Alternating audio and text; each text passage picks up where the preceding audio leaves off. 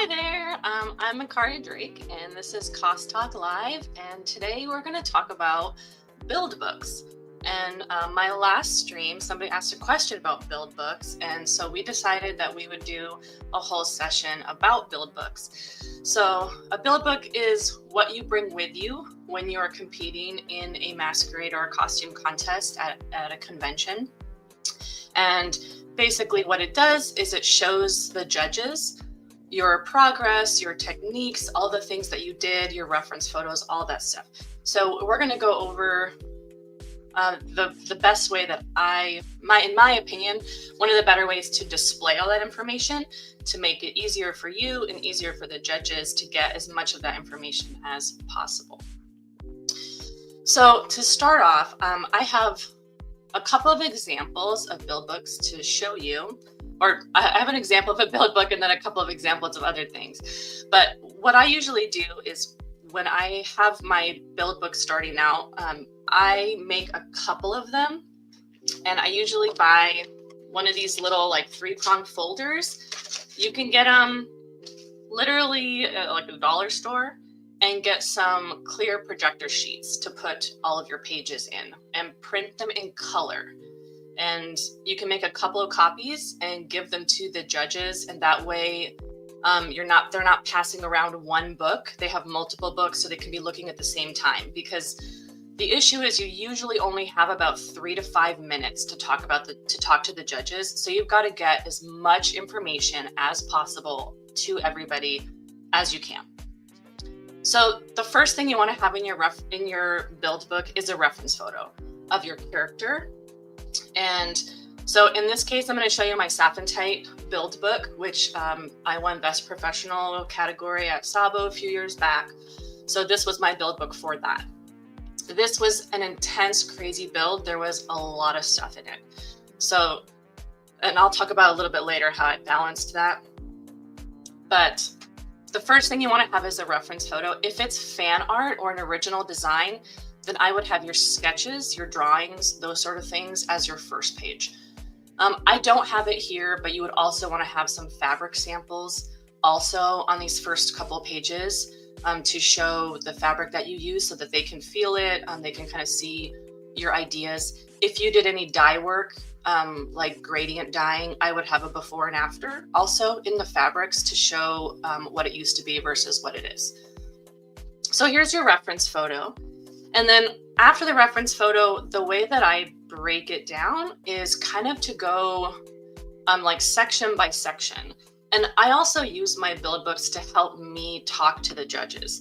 So I know whatever I want to start talking about first is usually like the more important thing I want to talk about is like the first thing that I put in the book. And that way, when I'm looking at them looking at the book, I'm like, okay, I see they're looking at this page first, so I'm going to talk about this first. So in this build, there's a lot going on. And so when we're showing judges, I've been in a lot of costume contests. I started competing probably in like 2007 or 2006. And I'm still intermittently competing. So I have about 20 years experience on both sides of competing as a competitor and then also as a judge. So I know what both sides are. So in this case, when I have so much to show, especially at a master level or a professional level, I do these photo collages. And that way there's just all the images kind of right there.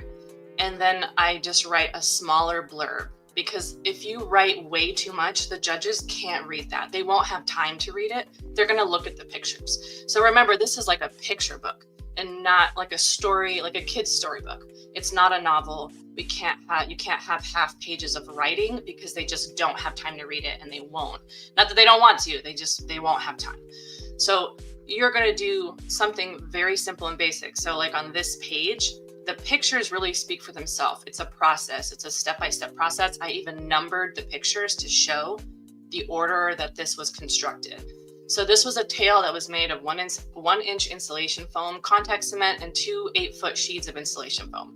over 100 half discs were cut out with a hot knife, running down from about 44 centimeter diameter to about an 8 centimeter diameter. They were glued to a triangular shape of cotton fabric that was doubled and sewn together. So the fabric pattern was created using plastic wrap and masking tape. So you can kind of see each of those steps as you go through the pictures.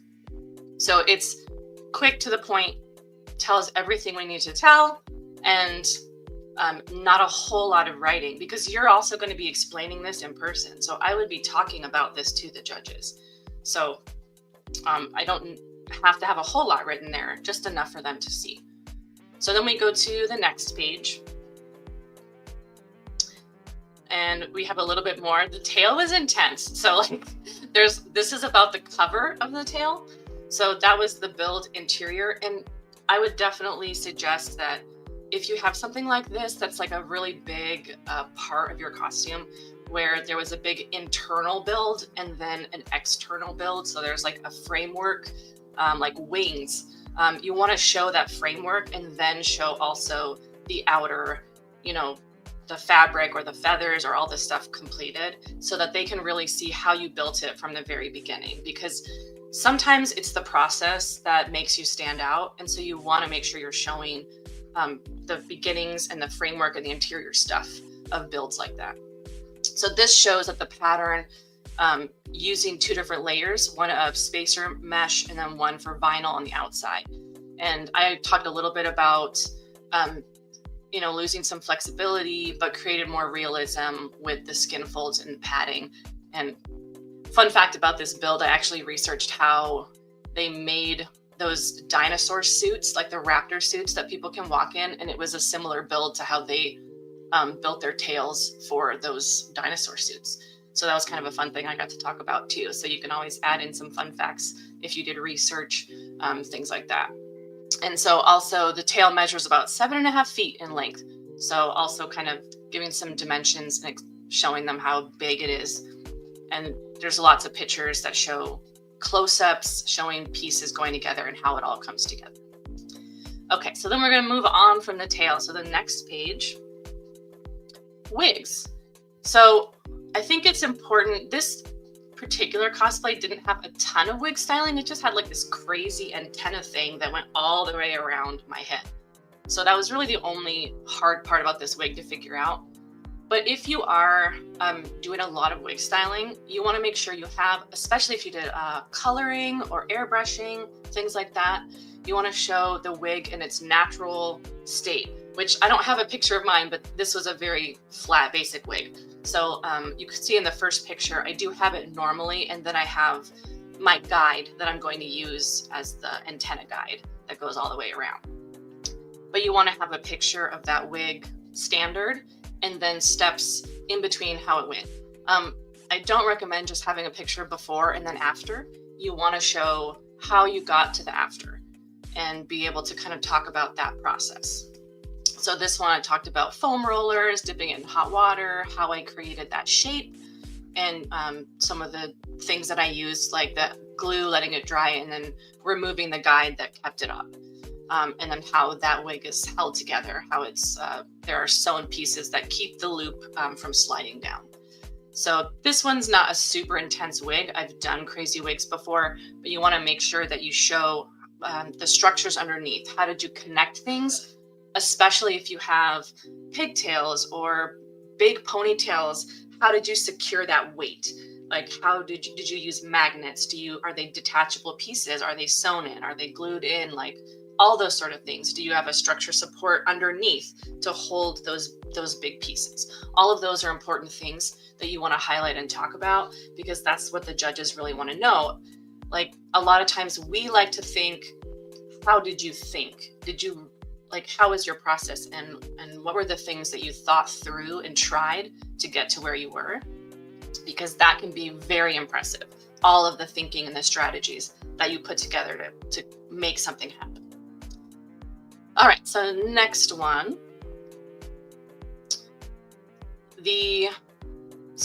From here, I would go step by step, like bodice, skirt,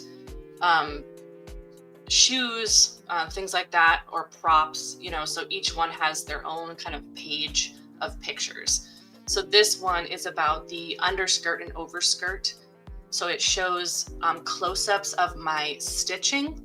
If you made bias tape, I would make sure you mention that and you didn't purchase it, that you made it yourself. If you colored it yourself, all of those things are very important. And a lot of times I like to just put these pictures in here to also remind myself while I'm talking that I want to mention those things, right? I painted all of the beads for this costume, and I hand sewed all of the gold beadwork for all of the details. So I want to make sure I mention those things. I also really think it's important to include pictures of the inside of your costume. This isn't a great example of that, but there are others, and another thing I want to show you. But if it's lined, your hemming, your serging, all those sort of things, because they might not see those from standing there. And unfortunately, a lot of judges won't get up and turn your costume inside out. I will, but not everyone does. So you want to make sure that you have pictures of those inside out things so that judges can see that your work is clean also on the inside, because that is very important, especially when you get to a master category or higher, where it's the inside stuff that also makes a huge difference, how clean it is everywhere. So this shows also my satin stitching and some of the supplies. Yeah, I think it's important as judges. If you ever judge a costume contest, get up and look at their costumes, flip the seams, look at the details, because believe me, these people have worked super hard on something and they put their heart into it and they love it and they want to share that with you. Like, that's why I love competition so much, is sharing our work with each other. So if you ever judge, like, get up and really appreciate what they put together. And I think it makes them feel better too, that someone is really inspecting and looking at what they put together. So I always do that, but not all judges do. So just kind of be prepared that they might not get up and look at your costume closer. So you've got to make sure that your build book shows those things. All right, we're going to keep scrolling. So this is a little bit more detail work. So like I was just saying, I wanted to show this detail work up close, these hand stitching, some of these details, some of these finer things that were hand stitched and put together. So these are just a few more examples of the belt that I made, and then the bottom picture kind of shows it all together and how it sits over the snake tail. Okay, let me keep scrolling. So here's the top. So if you purchase the pattern, you want to make sure that you mention that you base this off of a pattern. If you didn't do anything to the pattern, that's totally fine, but you want to make sure that you mention what pattern you used. If you altered a pattern, make sure you mention that. If you hand drafted it, make sure you mention that and how you drafted it. So did you use draping? Did you drape everything and then use that as a pattern? Did you hand draft it using math and slopers and that sort of thing? All of that really matters because the techniques and how we set apart, especially at higher levels, what people did matters. So make sure you mention those things. I talk about the lining in these pictures. I'm showing my inside seams, the lacing. I used leather, a lot of gold leather for a lot of these accents and trims on the top, did resin casting and things like that. So that's all mentioned here. But notice it is a small paragraph, nothing a lot. All right, and then we keep going down and I have some information about the collar, because it was a collar and not just a necklace. So it's basically built like a corset. So showing that I did cast these gems and created them, and how I did some of that piping and the leather cutting and all of that sort of stuff, and how this is secured.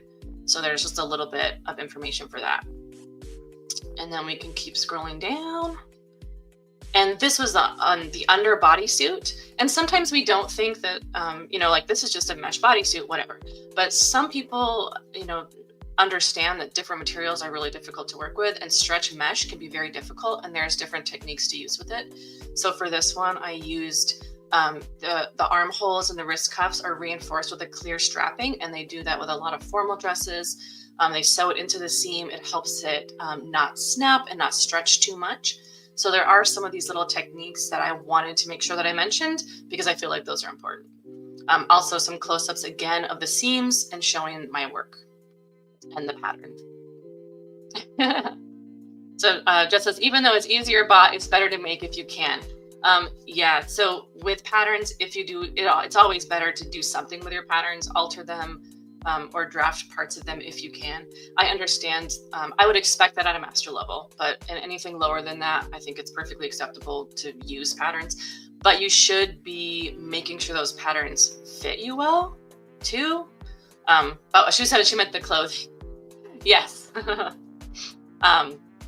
Yeah. So yeah, like leggings. She was talking about stretch things. I think if you have you want to have at least 80% made for your costume builds. So there's a little bit of leeway there. So if you do have like leggings or tights, I don't think you have to make those things. You can just buy them. It is better to make them, but we totally understand as judges if you kind of pass on some of those smaller things. The other thing I have is petticoats. I'm always impressed when people make petticoats. I've made them before. They're such a pain.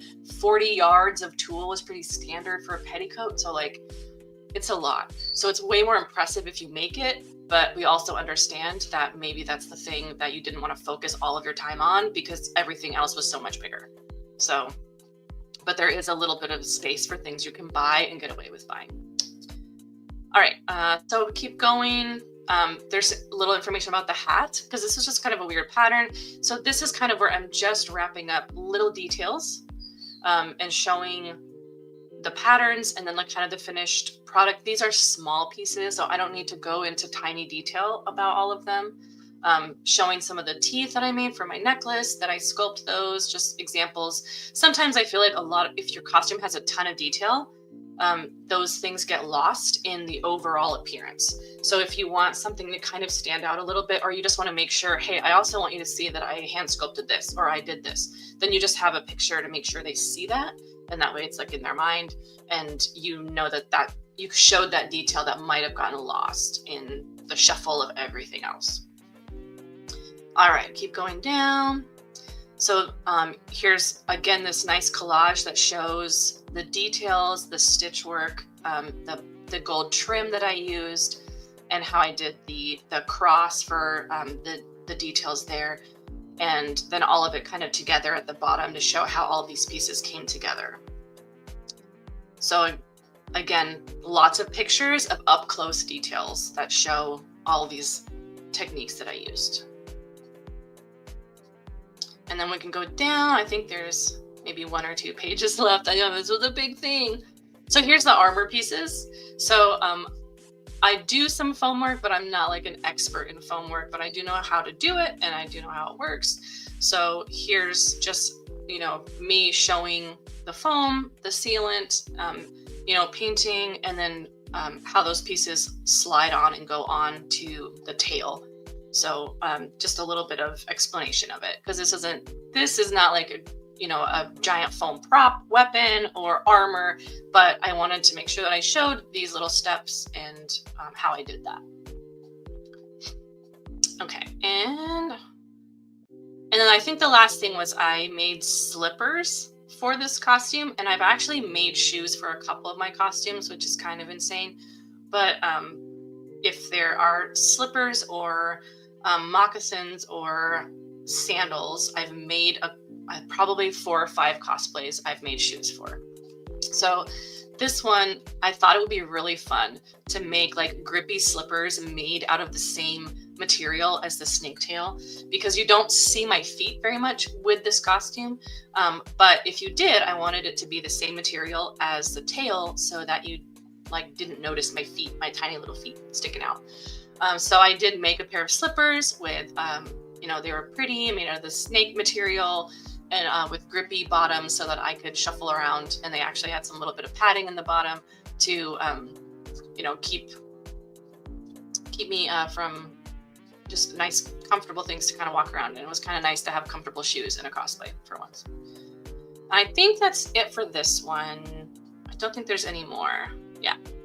So that's what my build books look like. And they've changed over the years. When I first started, I had full page pictures. And I think when you're a novice or journeyman, you can get away with that, because if your costumes are simpler, you don't need to have a ton of photos in your collage. but you do need to show the progress of where you started and where you ended. So depending on your costume, your collage is going to be smaller or bigger. So, and you don't want the pictures too small. Like, make sure that you can see the details when you put everything together. You have 8 by 11 regular paper that you can print that on. And so I would definitely do a collage for pictures because it's a lot of pages to choose from. One of my other nitpicky things is, and this is just me, and I totally understand why people do this, and some judges like it. It's just my opinion, but I don't like it when people hand me their phone and I have to scroll through their phone to look at pictures. One, I'm afraid that I'm going to scroll too far and start looking at something personal that you don't want me to see. But also, it's a smaller screen, and I can't always see the detail or the bigger images or how things fit together. And for me, it's just nicer to see kind of the start and the finish on the same page and be able to really see everything and how it works together. I think iPads, like if you had a tablet, that's probably better, and you just had a folder with all the images on it that we could look at, that's totally fine. But I like, as a competitor too, I like having a build book with pages and samples and things that I can really show the judges. So either way, I'm just saying, like, last minute, if you decide to enter something and all you have are pictures on your phone, then that's what you got. And like, that's fine. At least you have something. I would never show up to a competition without a build book, unless it is like a last minute, like tiny competition that you did at the last minute. So like, here's an example of some, this is a fan art. So it's not an actual character, but it's based off a melodic, but I have my fabric samples, and I have some kind of like sketching out like my plans and what I want to do and the materials that I want to use and all that sort of stuff. And that would be like my first page, so they can really see my ideas of what I wanted to do with that. So the other thing that I like to do is, while I am creating, I kind of like photo dump and info dump into a folder. So I just have like a Google Doc, and I just throw all my photos in there. So while I was making Ephedra, which was a original costume that I won some awards at Costume Con with, and she was basically like my goldfish princess is what I called her. But while I was working on her, I kind of made this progress folder where I just dumped all of my photos in there and kept notes. So so that eventually this would become a build book. But in the meantime, I was keeping track of the things that I was doing and like the materials I was using. So like when I built the ears, I just kind of dumped all my progress pictures in there and kind of kept track of some of the things. Because in my brain, sometimes when I'm working, I'm going like 7 hours straight, and I'm just like going and going and going and going. So one, you have to remember to take pictures. Make sure you're remembering to photograph what you're doing.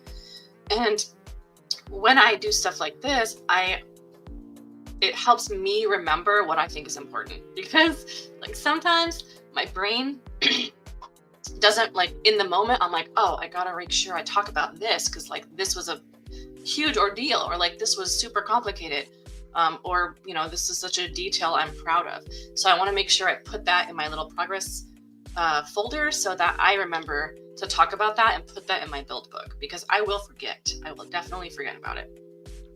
So if you scroll down a little bit here, you can see also, I just like belt and tabard materials that I used, and then the pictures of what I did and all of the beadwork and the stuff that I did for this tabard. And if you keep scrolling, there's not a whole lot in this particular folder, but I do have pictures of my fabric manipulation, which is one of the awards that I won for this, and all of the cutout designs and like the origami details, the dyeing, the cutouts, all that sort of stuff. So putting all that stuff in there really helped me remember what I needed to talk about and what I wanted to do with it. Also, here's a great example of showing the inside of a costume. So all the lining you can see right there, and the finished details on how everything comes together with the piping border and everything. A full back photo. There's the pattern that I used for the dress. Obviously, it was heavily altered, but that's the pattern I started with. and the backing, the belt, all those sort of things that I want the judges to notice. So I just kind of photo dump stuff into a folder, and then when I'm ready to really build that book, then I go through, organize it, and put it in order, and then write what I want to write for it. So that's kind of an example of that. I recommend that you do that just to kind of keep all your stuff in order. So I think it's good to be organized when you're doing your build book stuff. So we're almost out of time. I don't see a whole lot of questions. There were a couple of other things I wanted to say about like build books and competitions. Like I said before, the build books are really important and they do help you stand out. Some of the things that, and it's hard. I mean, I've judged competitions with, 50 plus people, with huge masters categories, with incredible talent, and you want to give everybody, not everybody, but like you can't acknowledge every person that's done something amazing. And so I want you to remember that when you're competing, is that the judges can't give every person that they think deserves an award. And that sucks, but we can't. And so we have to look at the things that make people stand. Just sometimes it is a tiny bit apart. And sometimes that can mean fully lining your costume. Sometimes that can mean having pockets. Sometimes that can mean understitching and using the correct interface and using your materials appropriately, and the certain kind of hems that you did, using horsehair, drafting your own patterns. So sometimes it's those little things that just put you a tiny bit more in the memory of the judges. So I want you to remember that like every little detail that you do can be important to talk about, if it's something that you did above and beyond the costume.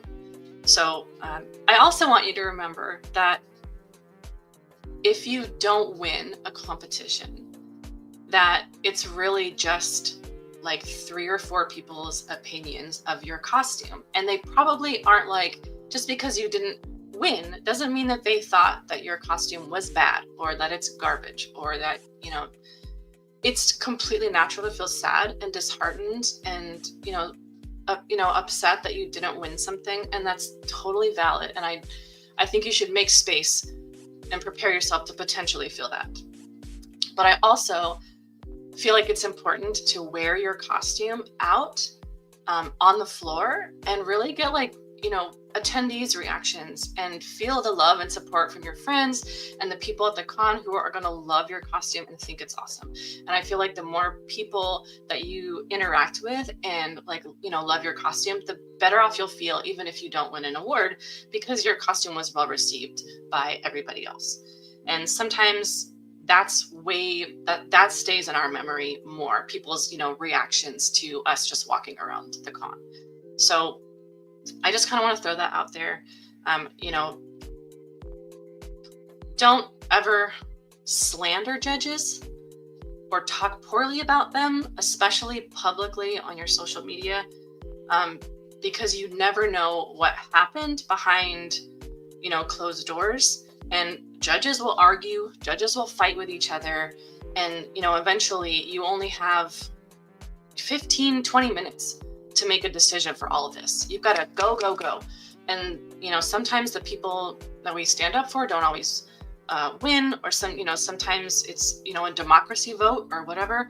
So I don't think you should ever badmouth judges or say bad things about them, because it looks poorly on you. And a lot of judges know each other. So just be careful. It's just bad form, I think, in general. And I didn't see any questions about anything, but I hope this was helpful, and that just think about how you can present as much information as efficiently as possible, and create your build book that way. I mean, that's the best advice I can give. And I like the idea of bringing multiple copies so that people can look at the same time, because if they have to pass things around, then they might not see things. There's not enough time for them to get to it. I feel like those are the two most important things. And to make sure that you have clear color photos of your stuff. And a reference photo is very important. So there you go. There's a few other things I want to talk about before I go, and those are some upcoming things. So Sabaton is coming up, Labor Day weekend, and I'm hosting the gala. So this year our theme is Pokemon. So there's a formal gala, Pokemon themed, on Friday night. Tickets go on sale July 30th, and they're $15. There's snacks and drinks. There's going to be prizes. There's goodie bags. There's dancing. There's all kinds of fun stuff. So if you're going to Sabo, I would love to see you come and support that little event. It's my baby, and it's something that I've been trying to build. So also hosting the fashion show is back again this year. So that will be Saturday night. They haven't announced the time, but if you're into J fashion, there's also that going on Saturday night. And I think that's about it. We will have another stream for CosMom, and it's in August. What day in August is it gonna be? I'm trying to look it up. It will be, well, August.